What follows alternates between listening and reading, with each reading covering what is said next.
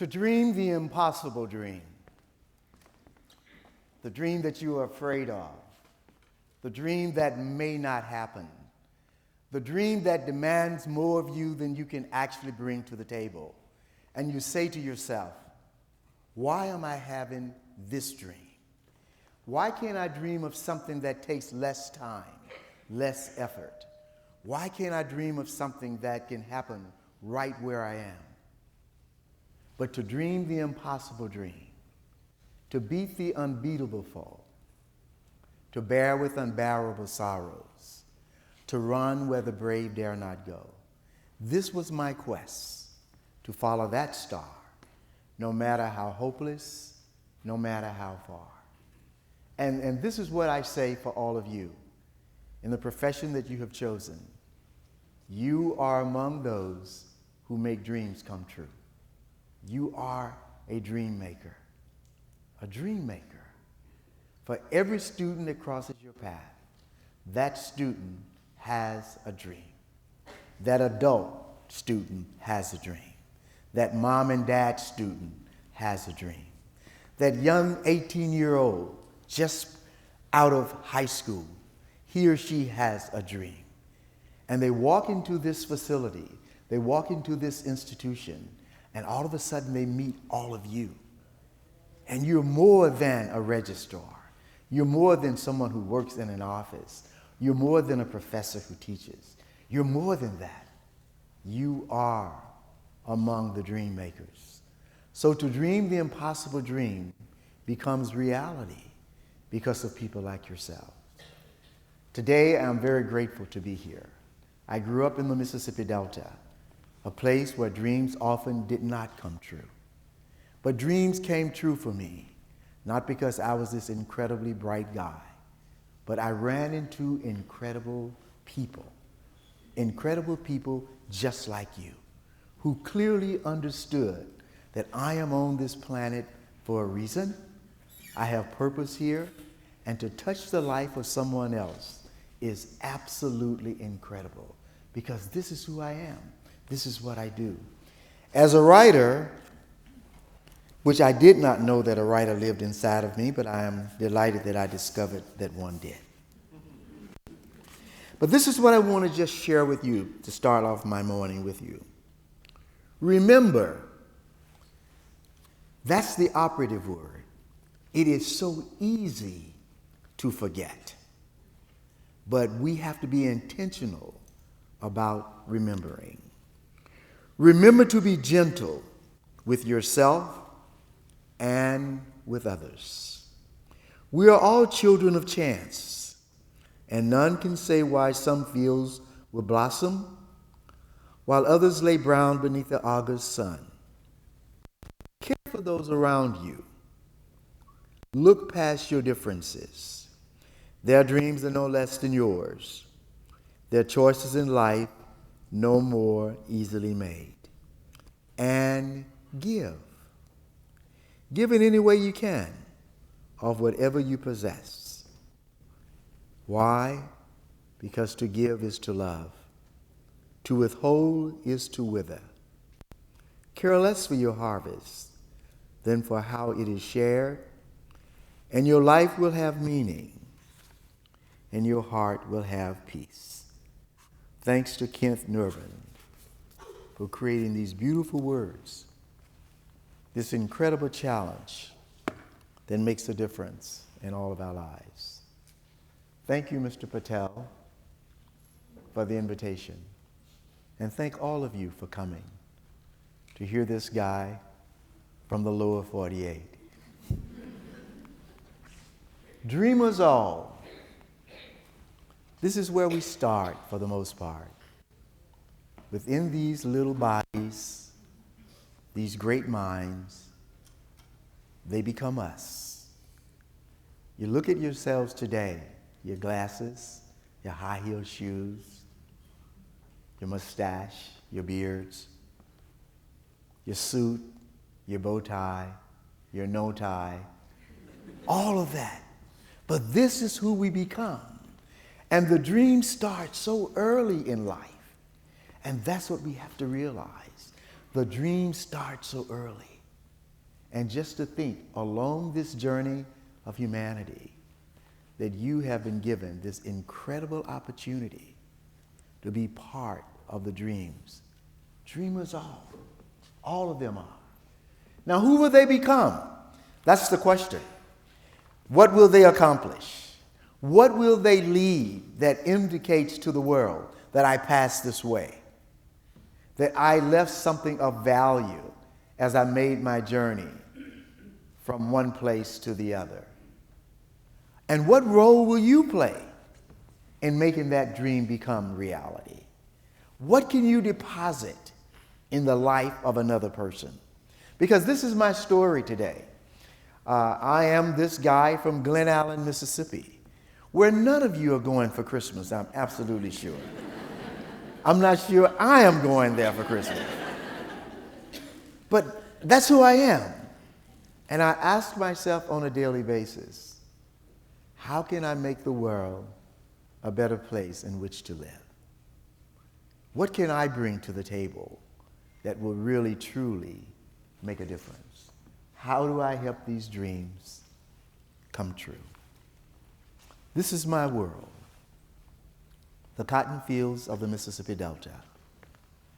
My parents, my great-grandparents, my great-great-grandparents, and my great-great-great-grandparents were domestic migrants. We worked the cotton fields of the Delta.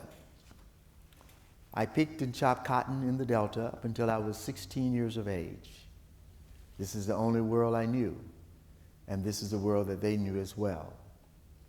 But it was in that world that I also dreamed.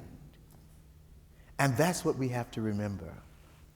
Sometimes we find ourselves dreaming under a bridge that we call home. But we dream nonetheless. Sometimes we find ourselves dreaming with a baby that we did not sign up for, but the baby came nonetheless. Sometimes we're jobless, but we still dream. Dreaming continues, and dreaming changes. So how do we fit into all of this? How do you dream of a world that does not look like the cotton fields of the Delta, where you spend days that seem to never end on cotton rows that seem to be miles long, laboring beneath the Delta sun? That was my world. So how do you get to an incredible place called Vancouver from Glen Allen, Mississippi? How do you get to that incredible place from a rat-infested apartment that you call home? How do you get to that incredible place from a place that could easily be defined as a mansion with little love, very little concern?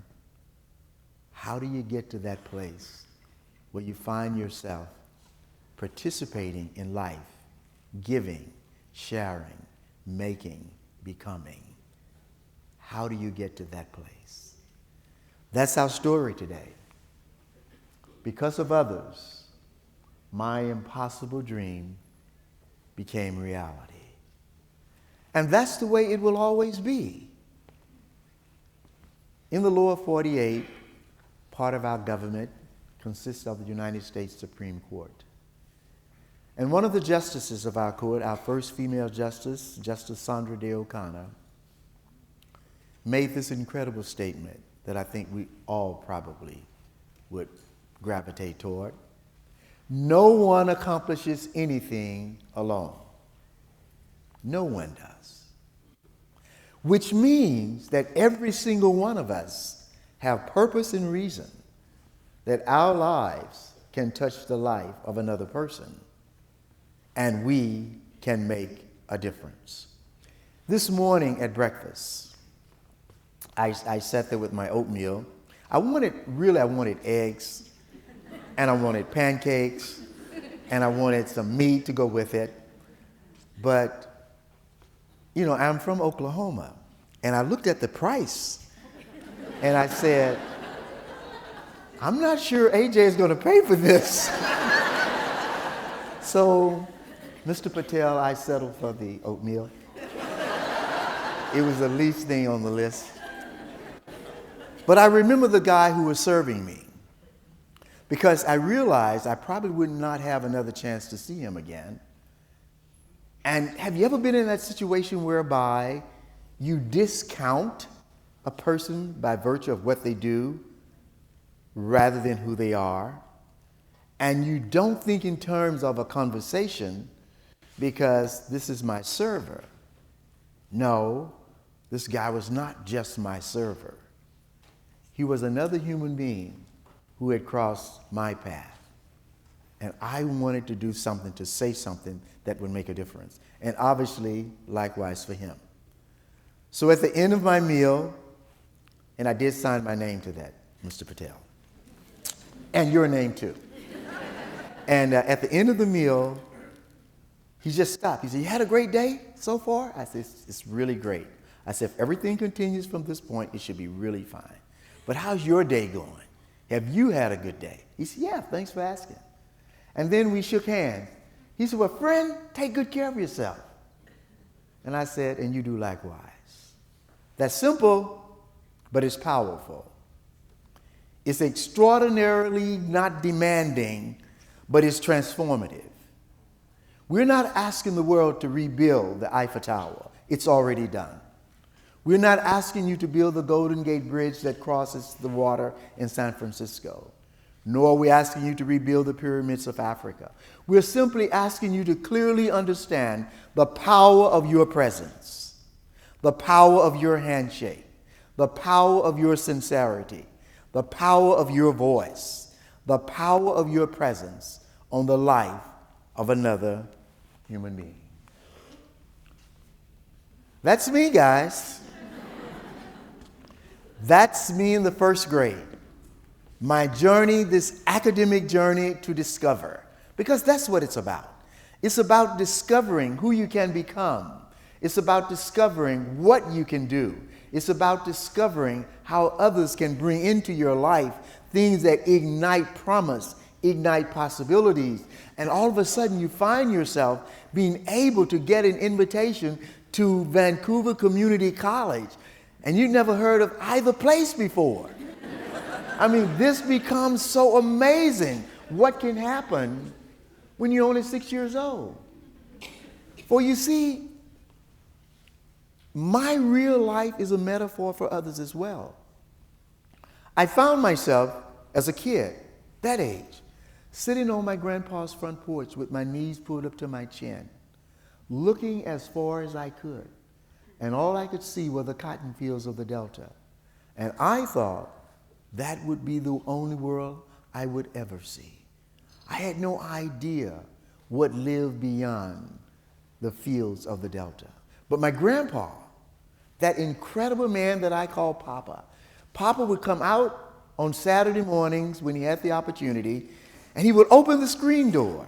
And I want you to know that pushing a screen door open can literally change one's life.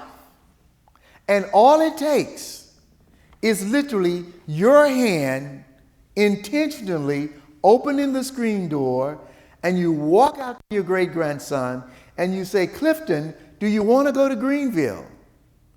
Greenville is like someone in, I don't know all the cities in your province, but I know that Vancouver is this incredible place. We've even heard about it in Tulsa, believe me. It's an incredible place. And so Greenville, Mississippi would have been my Vancouver.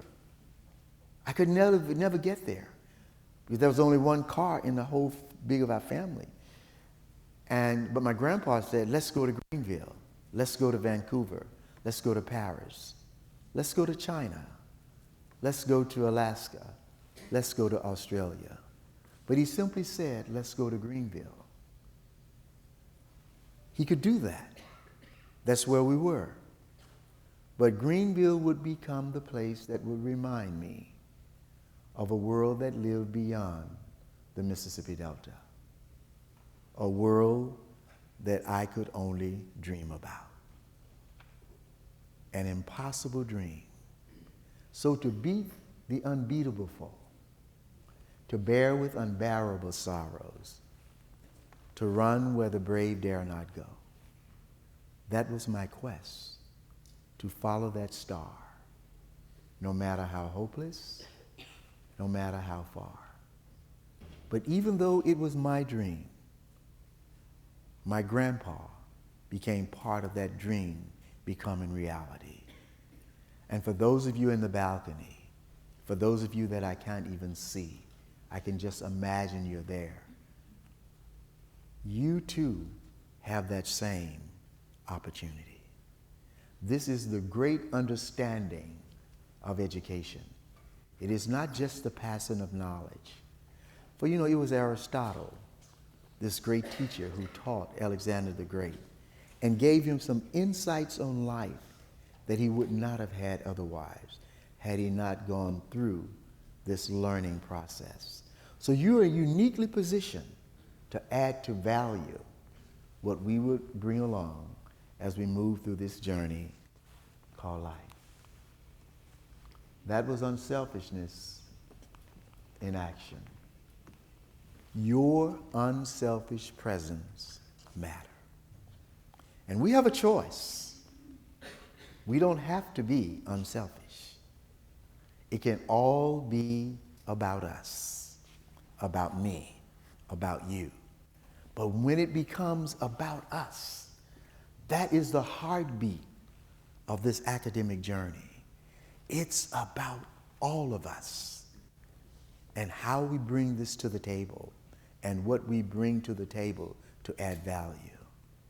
Your unselfish presence can make a difference. You see, babies grow up. They actually do. Yeah. And they borrow money from you if they're your kids. That happens too. My wife and I have one son, and I tell my son quite frequently that he owes me money. And he said, "Dad, why do I owe you money?" I said, "Marshall, I paid for you to go to college. I paid money. We spent money for you to go. You didn't get a scholarship. We had to pay the money." And he goes, "Well, that's your fault, Dad, because I could have been an athlete. But no, you're just pushing books on me." And he said, if you had been an athletic dad, we could have changed this picture. He blames it on me. But here's my boy in middle school on the basketball team, dribbling. His mom and his sister are in the stands along with me. Marshall stops in the middle of the game and waves at his mom. "Hey, Mom." I said, "Marshall, that does not an athlete make, son." I said, "No, you owe me money." Just thought I would throw that in. Dreamers all. 50 years later, after my grandpa opened the front door, and we got in the 1947 Buick and headed to Greenville, Mississippi, I found myself in New York City, crossing 46th Street. I had received an invitation to speak at the United Nations in the assembly hall there. And I remember that day as if it were yesterday. I'm the same kid from Glen Allen, where people don't go for holidays. They never knew that it existed. Just fields and fields and fields of cotton. I'm walking across 46th Street, nervous, excited, intimidated, thankful, grateful, wondering, how did they find my name? How did I get this incredible opportunity? So I finally go through security, a lot of it, and I get to the assembly hall, and there's a young lady standing there who looks like she is a professional, and she would have answers because I had a lot of questions. And I said, "My name is Clifton Talbert." and I'm one of 3 speakers. I'm not quite sure what to do next, and I don't know where I will be seated. And so she didn't even answer me. She just pivoted and turned around, and she looked up to the dais area on the very first row, and there in lights was my name, Talbert. And she walked away. And I stood there, no longer an adult, no longer a Pulitzer nominee, no longer the professor that lectured, I should say, at Harvard for 5 years, no longer the guy that lectured at the United States Air Force Academy, no longer the guy whose company helped to bring Stairmaster exercise systems to the world. I simply became this guy who remembered Glen Allen, Mississippi. And I started to cry. Not because I was sad, but because I realized that my journey had been made possible by the generosity of heart of so many others. I could have easily remained where my life had started, but for the reasons of other people who understood that part of their life purpose was to help make the dreams of others come true. You see, that's why they had invited me to the United Nations, because of the work we do around entrepreneurship and innovation around the world. And that was the conversation to the world. But that night, I remembered. I remembered ordinary people who never gave up. We all know some of those people. Neighbors, friends. Circumstances overwhelming, but they never give up.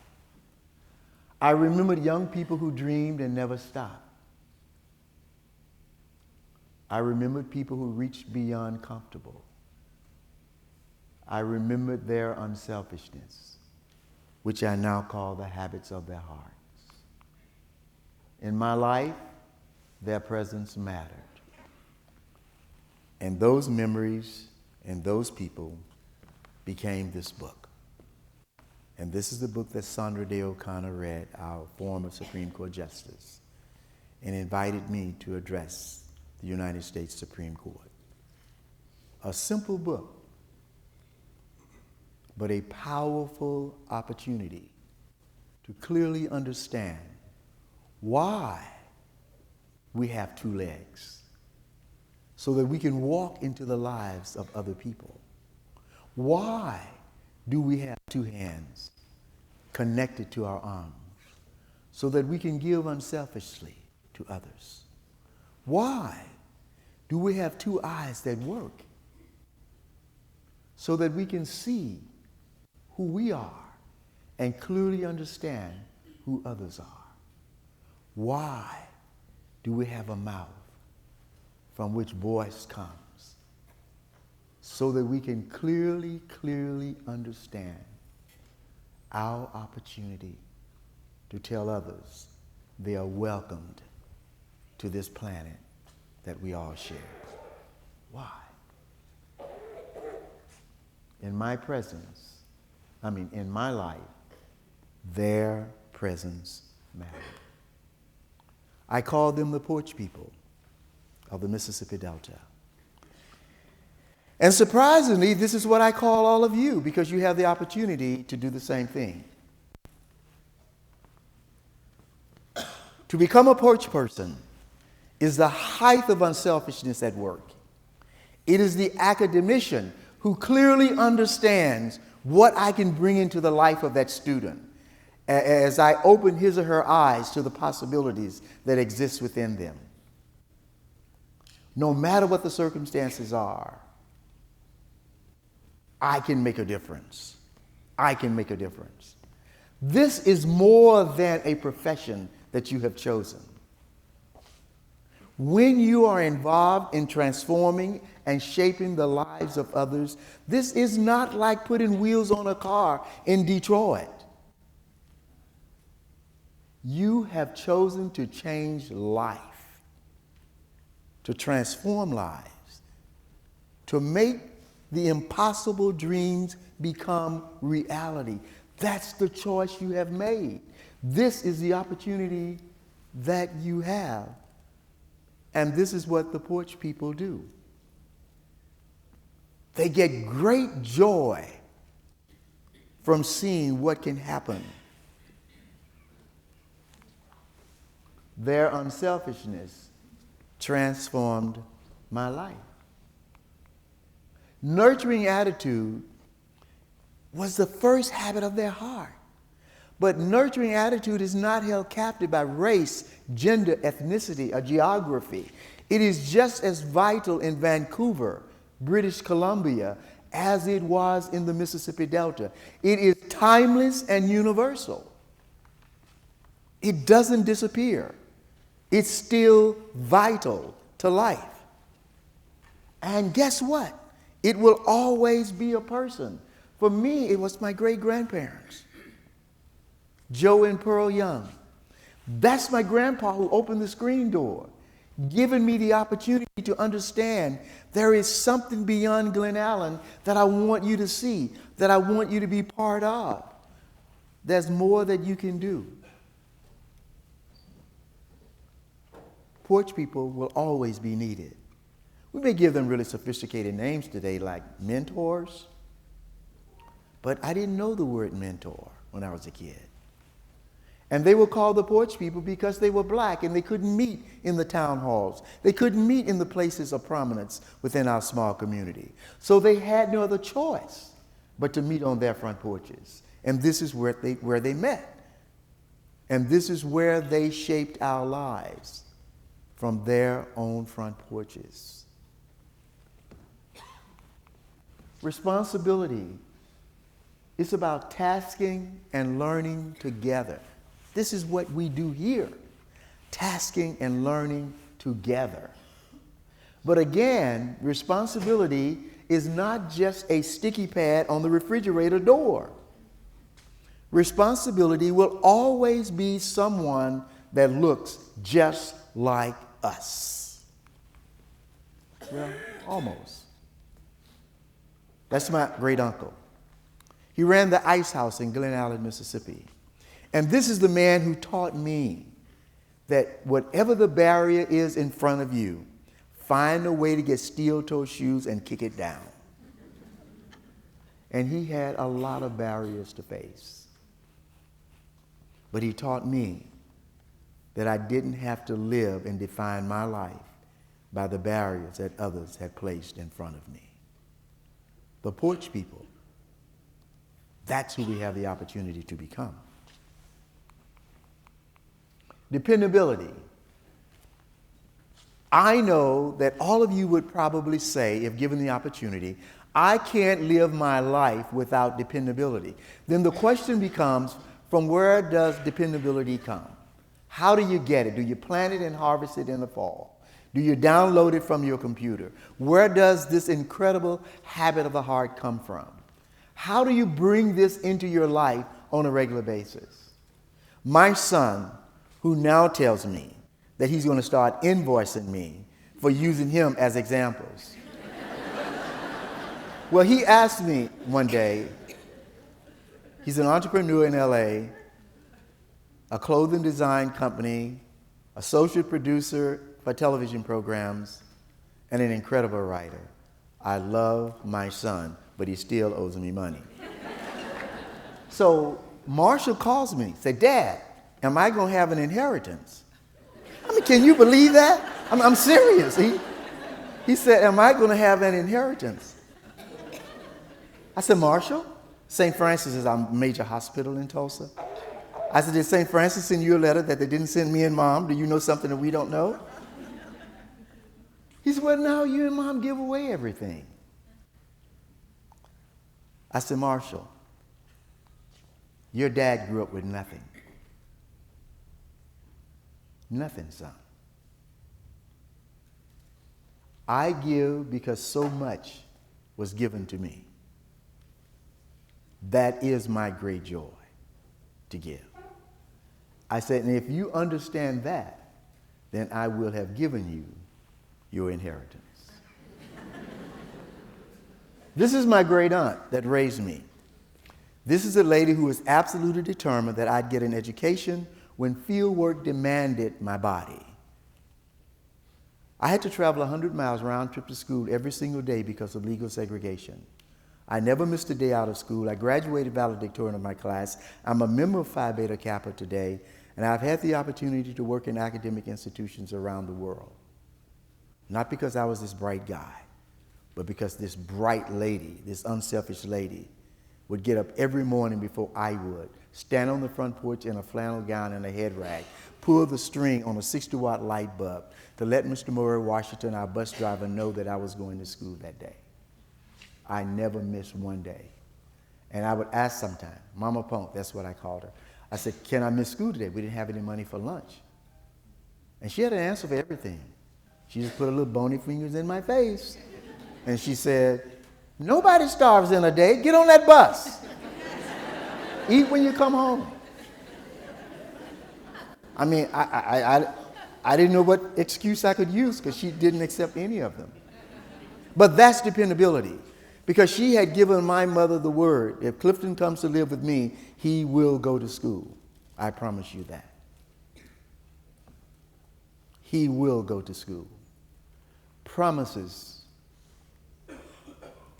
is what education is about in some regards. And we have to always find a way to keep our word. Friendship. Keeping everything together in good times and in bad. My first grade teacher. I don't know if Elaine is here. This is the lady that I've corresponded with, and she knows everything.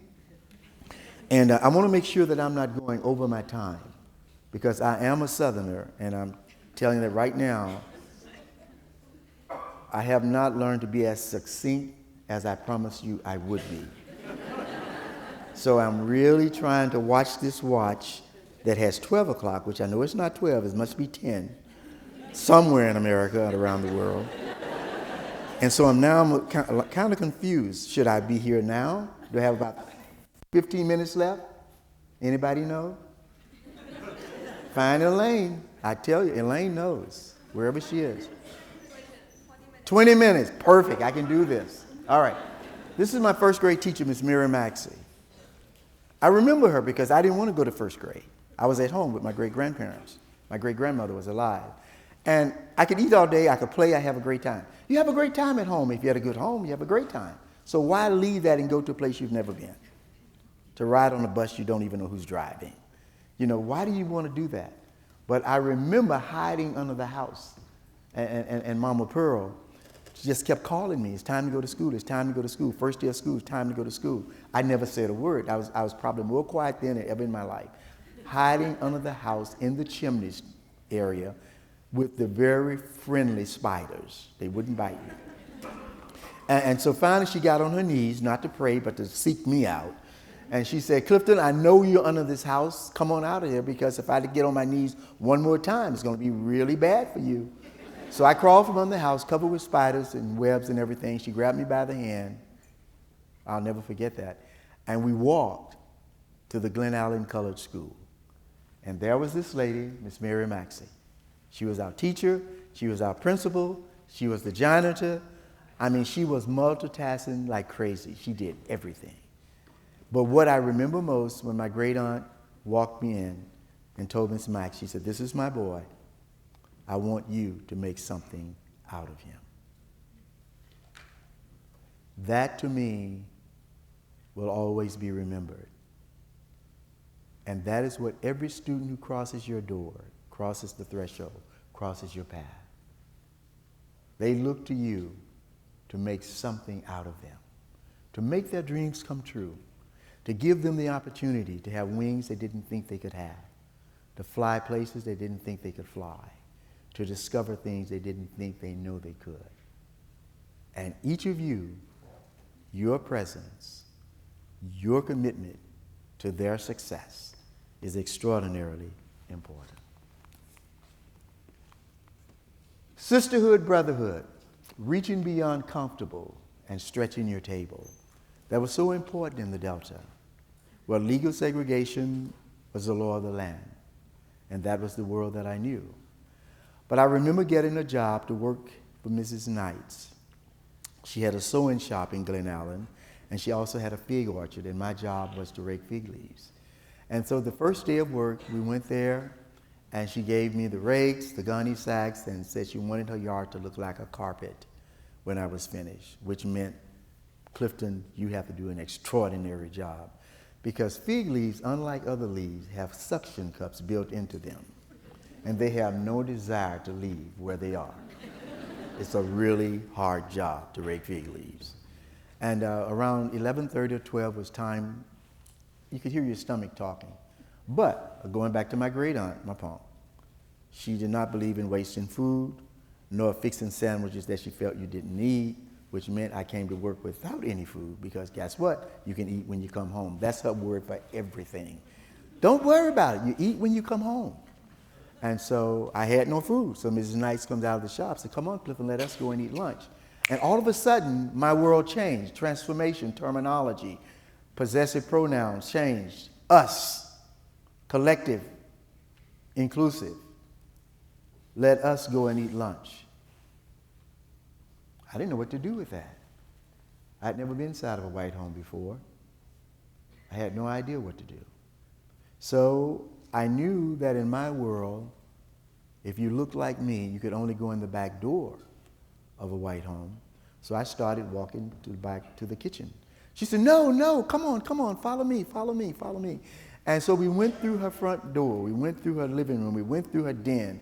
We went in through her formal dining room. We went into the area where the food had been placed on the table.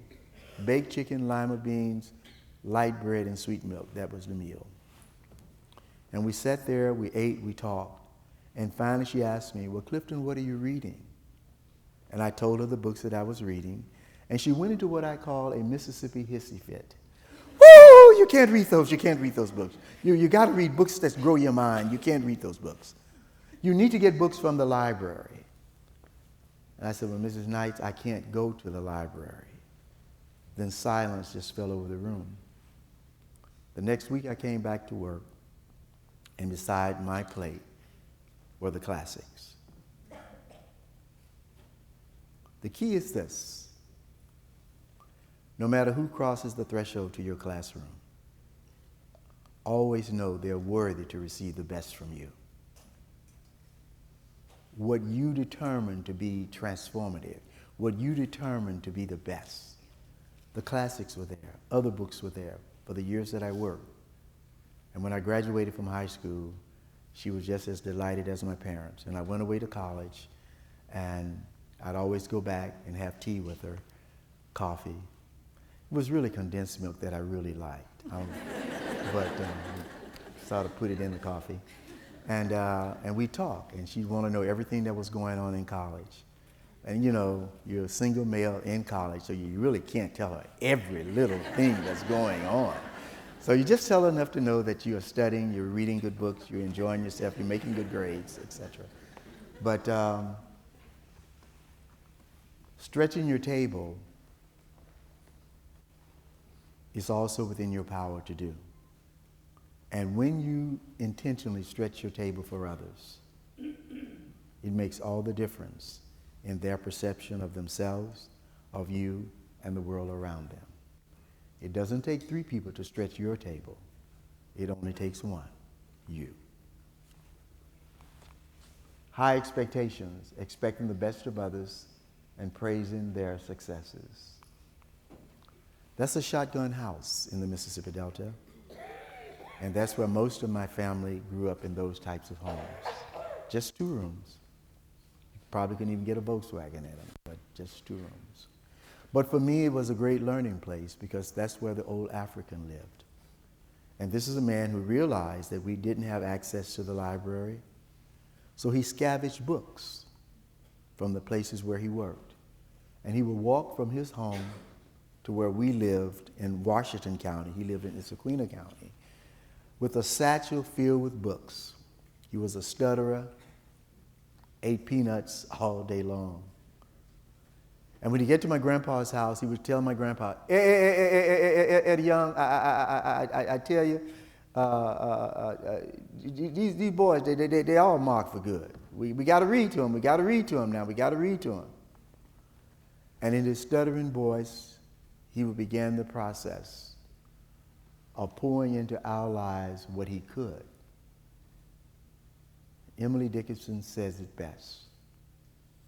There is no frigate like a book. There is no ship like a book. There is no airplane like a book. To take you to places you have never been, to shores you have never seen, and to people you have never imagined. This is what he did. He brought another world into our world. Never underestimate the power of your presence on the life of another person. My first book became an international bestseller. When Nelson Mandela was released from prison, he requested Once Upon a Time When We Were Colored. It's the book Sandra Day O'Connor read and invited me to address the United States Supreme Court. Of the 15 books that I've had the opportunity to write, how will I ever know, and should I ever know, what ignited that spark? Was it my great aunt, who was a prolific letter writer? Was it Mrs. Knight, who brought me books into my life that I couldn't get on my own? Was it the old African, who brought books that he had scavenged and would read to us when he'd walk into our world? But he would never leave us without saying, "You're marked for good." And this, to me, is what each one of you have the opportunity to do. Courage, doing what is right and speaking out for others. It's very difficult to live a productive life without courage.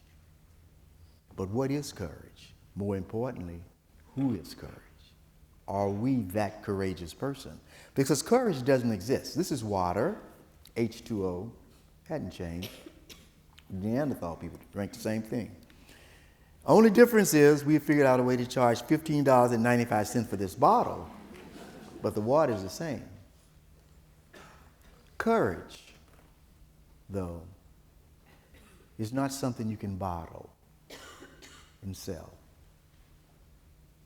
Courage is this great gift that comes from humanity when we understand who we are, when we understand that there are those among us who have an impossible dream. They need someone to help them to beat that unbeatable foe. They need someone else to help them bear the unbearable sorrows. And when they get to a fork in the road to have to run where the brave dare not go, they need someone to take their hands, to take their hearts, to help them understand you don't have to do this alone. I'll go with you. I will help you.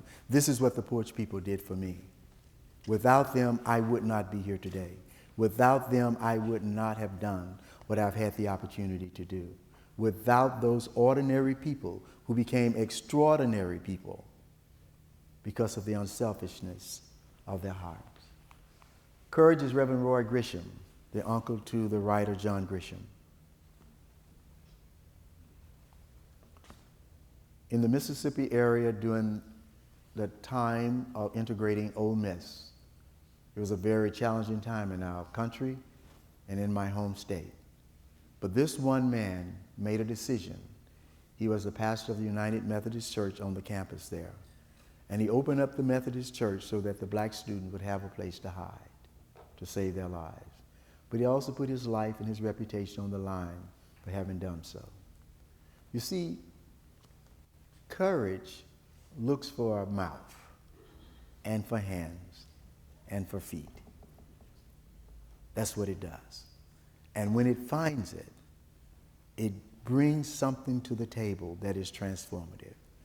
Every country, no matter where we are most better off because of the courage of others and their unselfishness that have made the path a little bit better for all of us.